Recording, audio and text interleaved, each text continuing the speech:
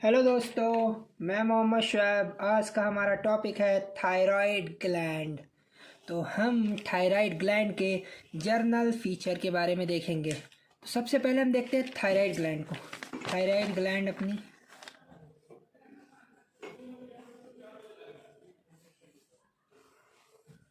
कुछ इस तरीके की ग्लैंड होती है। थायराइड ग्लैंड मतलब ये कहाँ होगा?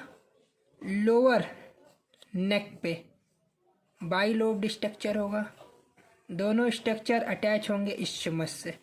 तो आइए देखते हैं। Thyroid is bilobed gland, each lobe situated on either side of trachea. ये बीच में ट्रैकिया है, ये बीच में ट्रैकिया है अपनी।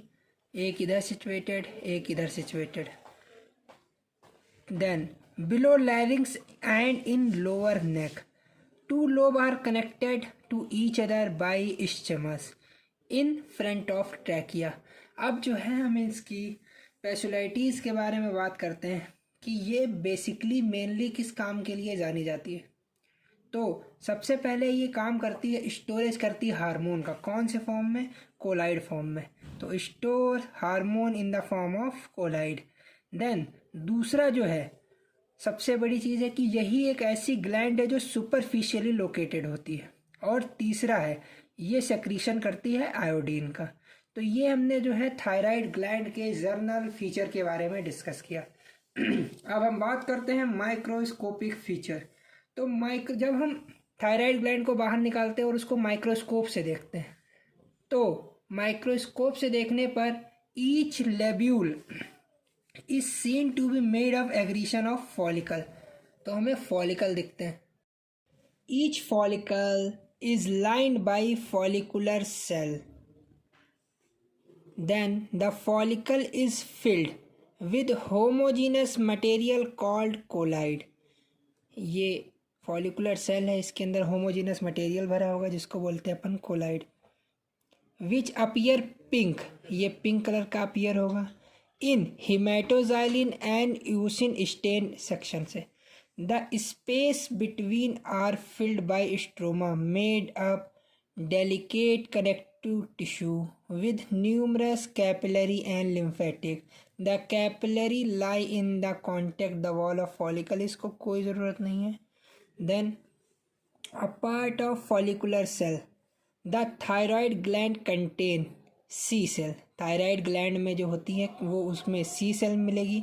सी सेल का दूसरा नाम पैराफॉलिकुलर सेल होता है, जो इंटरवेंस होगी between follicular cell and basement membrane. अब हम बात करते हैं फॉलिकुलर सेल की। तो फॉलिकुलर सेल जो होता है वेरी करता है इन शेप में। तीनों तरीके की सेल मिलेगी, स्क्वामस, क्यूबॉइडल एंड कॉलुमनर। पर ये डिपेंड करता है कि इनकी एक्टिविटी के हिसाब से, on the level of their activity. अगर कोई सेल हाईली एक्टिव है तो वो काम भी ज़्यादा करेगी, तो उसकी वॉल जो होती है मजबूत और बड़ी होनी चाहिए। तो बड़ी सेल जो होती है वो अपनी कॉलुमनर है, तो हाईली एक्टिव क्या होगा? कॉलुमनर होगा। मॉडरेट एक्टिविटी के लिए क्यूबॉइडल सेल होंगी, और जो होगा बिल्कुल इनएक्टिव टाइप में होगा वही स्क्वामस होगा। तो यहाँ पे देख लेते हैं। Highly active follicle is lined by columnar cell, moderate active follicular lined by cuboidal, and inactive follicle lined by squamous cell with abundant colloid. Then electron microscope से देखने पर फॉलिकल सेल, फॉलिकुलर सेल जो होगी उसमें present होगा। Apical में microvilli होगा, secretary vacuole मिलेगा, गोल्जी कॉम्प्लेक्स मिलेगा, लाइसोसोम मिलेगा, ग्रेनुलर एंडोप्लाज्मिक रेटिकुलम प्रेजेंट होगा। The activity of follicular cell is influenced by thyroid stimulating hormone, जो प्रोड्यूस होता है कहाँ से? हाइपोफाइसिस सेरेब्री के थ्रू। अब जो फॉलिकुलर सेल का मेन फंक्शन क्या होता है? ये सेक्रीट करते हैं हार्मोन। कौन से? T3 and T4। T3 में 3 आइटम ऑफ आयोडीन होंगे और T4 में 4 आइटम ऑफ आयोडीन होंगे। T3 को ट्राई आइडोथायरोनिन बोलते हैं और T4 को टेट्रा आइडोथायरोनिन बोलते हैं। अब हम बात करते हैं सी सेल के बारे में। जो सी सेल है हमारी, उनको बोलते हैं क्लियर सेल और लाइट सेल। ये लाई करती हैं between follicular cell and basement membrane में। इलेक्ट्रॉन माइक्रोस्कोप से देखने पर, इलेक्ट्रॉन माइक्रोस्कोप से देखने पर सेल जो है वो well developed granular endoplasmic reticulum, या इसी को बोलते हैं RER, Golgi complex, numerous mitochondria and membrane bound secretory granule मिलेंगे। सी सेल बेसिकली जो सेक्रीट करती है उसको बोलते हैं calcitonin. Calcitonin, this hormone has action opposite to parathyroid hormone और कैल्शियम मेटाबॉलिज्म।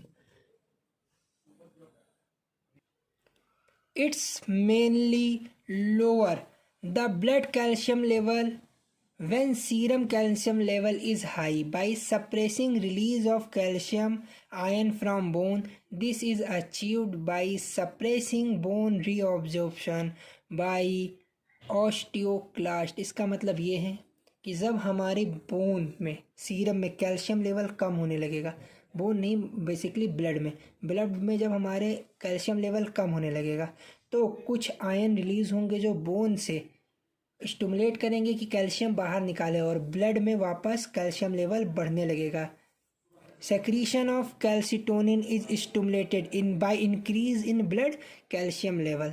तो सेक्रीशन करता है कैल्सिटोनिन का, मेनली क्या काम करता है, स्टिमुलेट करता है, मतलब उत्तेजित करेगा, बढ़ाएगा, किसको, इंक्रीज करेगा बाय ब्लड में, मतलब ब्लड के अंदर कैल्शियम। हम बात करते हैं synthesis of thyroid hormone, thyroid hormone की सिंथेसिस के बारे में। तो synthesis of thyroid hormone regulate किसको करता है, आयोडीन लेवल को। कैसे, and TSH binding to TSH receptor of follicular cell. Synthesis के लिए बेसिकली 4 स्टेप इम्पॉर्टेंट है।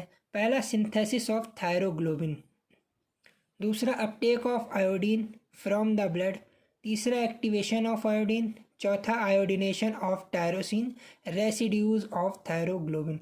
तो इसको समझने के लिए हम एक छोटा सा चार्ट देखते हैं। जो हमारा थायरोग्लोबिन है ये हमारी बॉडी के अंदर बनता है। बॉडी के अंदर कहाँ बनेगा, ग्रेनुलर इंडोप्लाज्मिक रेटिकुलम या RER में बनेगा। और फिर पैकिंग कहाँ होगी इसकी, गोल्जी बॉडी में पैकिंग होगी और इसको फॉलिकुलर कैविटी में भेज दिया जाएगा। अब हमें आयोडीन का अपटेक करना है, दूसरा स्टेप।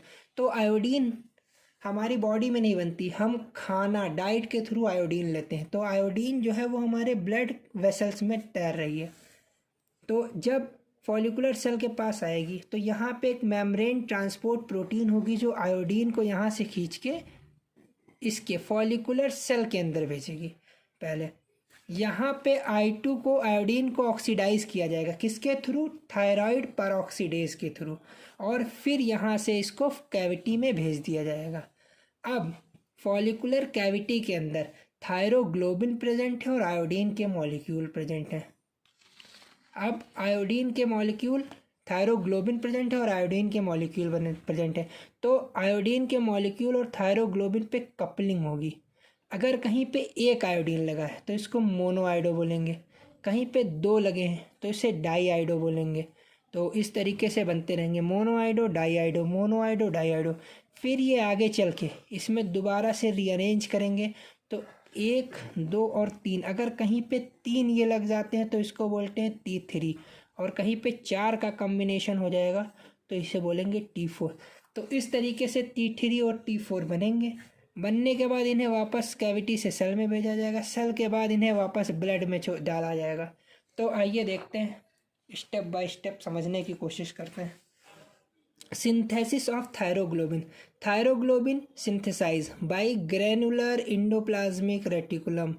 पैकेट कहाँ होगा, into secretory vacuole in the Golgi complex. Then इनको जो है एक्सोसाइटोसिस के द्वारा फॉलिकुलर कैविटी में भेज दिया जाएगा। अब क्या करेंगे, uptake of circulating iodine by follicular cell by a membrane transport protein. Uptake करेंगे आयोडीन का, किससे, मेम्ब्रेन ट्रांसपोर्ट प्रोटीन के through. Activation of iodine, iodine is oxidize by thyroid peroxidase and transported into the follicle. Here thyroglobin combined with iodine form colloid बनाएंगे। Colloid को बोलते हैं, collide is आयोडिनेटेड थायरोग्लोबिन। ये जो हमारा कोलाइड बना है इसको बोलते हैं आयोडीनेटेड थायरोग्लोबिन। आयोडीनेटेड थायरोग्लोबिन ये जो है हमारा बना है कंपाउंड, कोलाइड मतलब फॉर्म हुआ है। अब जो है इसको आगे देखते हैं।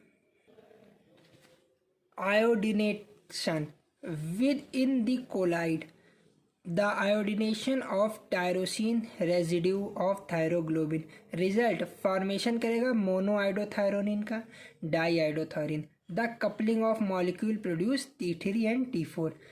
अब बात करते हैं, ये जो हो गया हमारा T3 और T4 बन गया। रिलीज ऑफ थायराइड हार्मोन कब होगा रिलीज? थायराइड हार्मोन बंद तो गया, अब इसको निकलेंगे कैसे? तो निकलने के लिए स्टिमुलेशन होगा TSH का फॉलिकुलर सेल पे।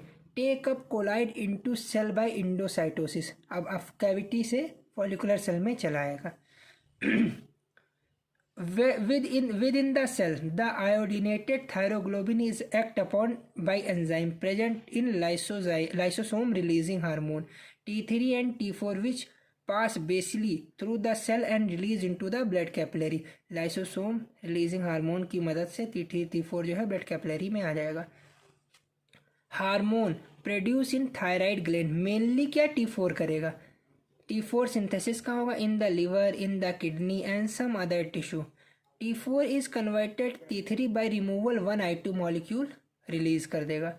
T3 and T4 circulating in blood bound होंगे एक प्रोटीन के थ्रू जिसको बोलते हैं थायरॉक्सिन बाइंडिंग ग्लोबुलिन, TBG बोलते हैं। ये जब बाउंड होंगे तो ये इनएक्टिव फॉर्म में होंगे। T4 is more abundant than T3। Almost 90% circulating hormone T4 है, जबकि T3 जो है more rapidly and more potent होता है। तो इसको जो है एक चार्ट के थ्रू हम लोग समझने की कोशिश करते हैं। यहाँ पे जो भी हमने पढ़ा है एक चार्ट के थ्रू इसे समराइज करते हैं। तो पहला काम क्या होगा? Synthesis of thyroglobin by follicular cell. कहाँ पे फॉलिकुलर सेल सिंथेसिस हुई है? RER में। ठीक है, अब जो है थायरोग्लोबिन को ट्रांसपोर्ट कर दिया गया है कहाँ? फॉलिकुलर कैविटी में। कैसे? By exocytosis. उसके बाद आयोडीनेशन होगा, किसका? Iodination of tyrosine residue of thyroglobin. Iodination हो गया, कोलाइड का फॉर्मेशन हो गया। कोलाइड फॉर्मेशन के बाद फॉर्मेशन क्या होगा? Monoiodo tyrosinase and diiodo tyrosinase by thyroid peroxidase. Taken up किया जाएगा किससे? फॉलिकुलर सेट से। कैसे? इंडोसाइटोसिस। फॉर्मेशन करेगा T3 एंड T4 को स्टिमुलेट करेगा बाई किसके द्वारा होगा? TSH के थ्रू। रिलीज कर देगा T3 T4 को ब्लड में। तो ये जो है पूरी थायराइड की कहानी थी। अगले लेक्चर में मिलते हैं पैराथायराइड की कहानी के साथ। Thank you.